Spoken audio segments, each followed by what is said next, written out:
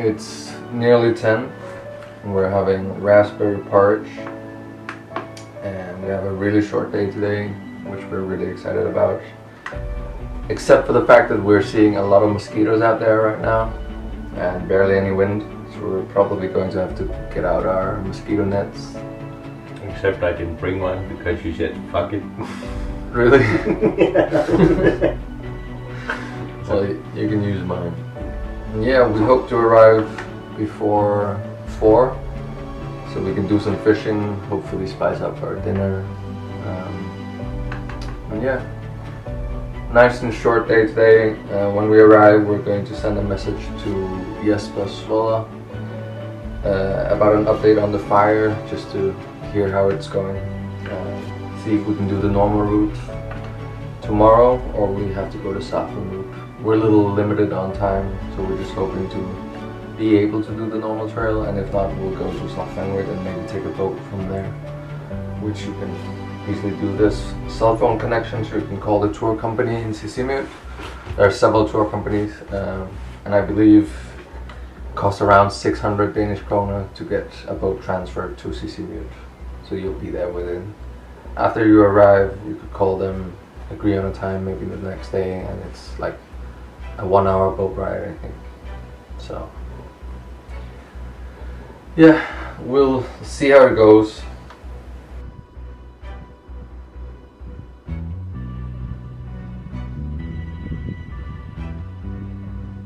We've hiked about 1.5 kilometers, I think, and I just saw these Niviarsiaq in Greenlandic, or broad-leaved fireweed, and it's actually the Greenlandic national flower.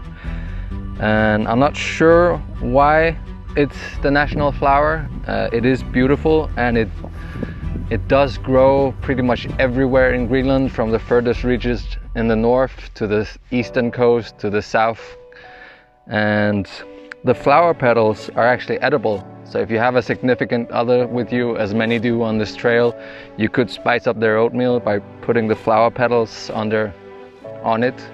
Many restaurants like to do it on their desserts, so it's a fun little thing to do to spice up your oatmeal.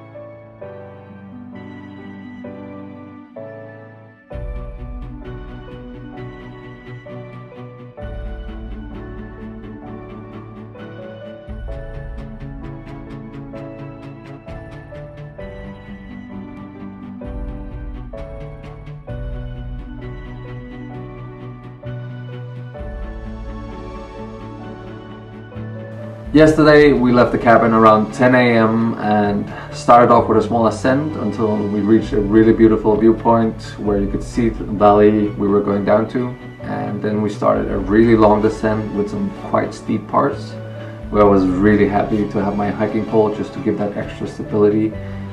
And yeah, there are no real water sources between the Ikkattooq cabin and the river, so just keep that in mind. It's quite a long trek without water, so just bring some with you. And when we reached the large flat plains, we went to the right. The trail sort of splits in two. We went to the right because it looked like the more used path, and there was actually a sign saying Ikkattooq River Bridge, so we were hoping there would be a bridge, but we reached the river and couldn't find any, and we actually sent up the drone to try and look for the bridge, but it turned out to be more than 2 kilometers away, so we decided to just cross the river where we were, just follow the trail there. But if you want to avoid getting wet, or if you don't feel like crossing the river, at the end of the descent, just stick to the left, use that trail, because it'll take you right to the bridge, and from there it's only about a few kilometers to the Eqalugaarniarfik cabin. It looks tiny, but it's actually really spacious. It sleeps 4 people comfortably, and a lot more in a pinch, and it has its own toilet. It's really nice. We were so happy to sleep here. The only problem with this cabin is water.